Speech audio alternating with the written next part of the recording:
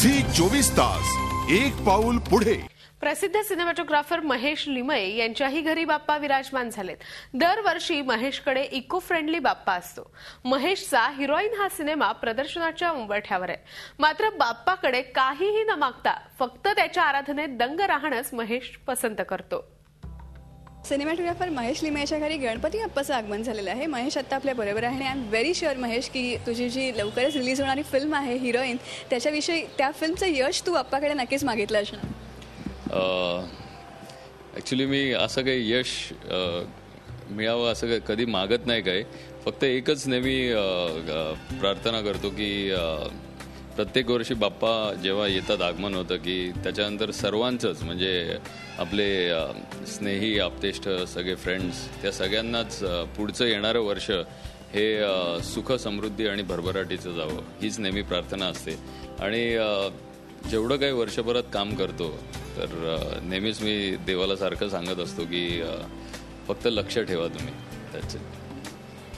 लवकरच हिरोईन सुद्धा आता रिलीज होते आणि आणखी आता दुसऱ्या फिल्म्सचे ऑलरेडी प्रोजेक्ट्स तुला मिळाले आहेत, म्हणजे हिरोईनमधनं बाहेर पडतोच ते दुसरे प्रोजेक्ट्स तुला मिळालेले आहेत, तर हे वर्ष खूप चांगलं जाईल असं वाटतं बाप्पाच्या आशीर्वादाने। हो डेफिनेटली, आशीर्वाद तर बाप्पाचा नेहमीच पाठीशी आहे। आणि हिरोईन परवा रिलीज आहे आणि आता माझी दुसरी एक मराठी फिल्म करतोय रेगे म्हणून, त्याचं शूटिंग चालू झालं आहे आणि नेक्स्ट मंथमध्ये रवी बरोबर जी फिल्म केली आहे मी बालक पालक त्याचा पण रिलीज आहे।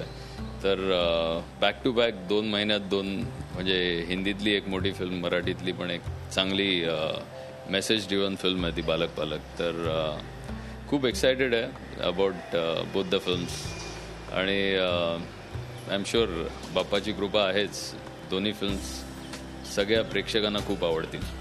तुझ्या घरचा बाप्पा कसा असतो? म्हणजे मला दिसतंय की साधारणतः अशी खूप सिम्पल सजावट आहे आणि ओव्हरऑल सगळं इको फ्रेंडली करण्याचा प्रयत्न केला कम्प्लिटली। कारण माझी बायको शमा शी इज अ एन्व्हायरमेंटलिस्ट, तर म्हणजे गेले आता आमच्या लग्नाला 12 वर्ष झाली, तर दरवर्षी आम्ही खूप सिम्पल डेकोरेशन करतो आणि गेले आता 3-4 वर्ष, आता गौरांगी जवळजवळ 7 वर्षाची आहे ती आता, गेले 3-4 वर्ष तिची पण थोडी ना काहीतरी इन्व्हॉल्वमेंट असते डेकोरेशनमध्ये। तर यावेळी तिच्यात एका फेरीटेल स्टोरीजमधलं स्नो व्हाईटच्या ह्याच्यातलं एक मी पेंटिंग बघितलेलं, सो आय थॉट तिने पण पेंट केलं जरा, so it's fun you no.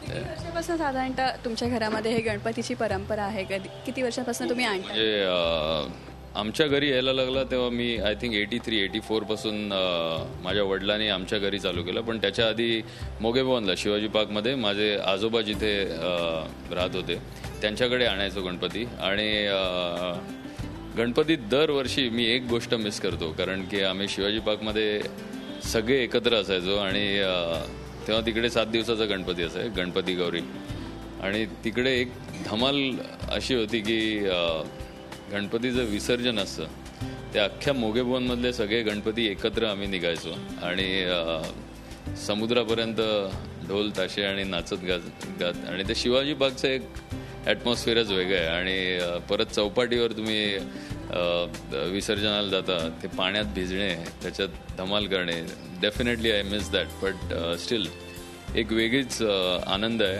की बाप्पा तुमच्या घरी येतात, तो एक वेगळीच आनंद आणि एक वेगळं आय नो, इट्स अमेझिंग। साधारणतः कशा प्रकारचा उत्साह असतो? म्हणजे मोदक बिदक खाण्याची कॉम्पिटिशन वगैरे होते? हो जोरदार पण आता काय, पूर्वी तर खूपच असायचं, पण आता over the period of time you know थोडं इज आउट झालंय, पण मोदकांची ती नेहमी वाट बघत असतो दरवर्षी आणि धमाल असते एकंदर।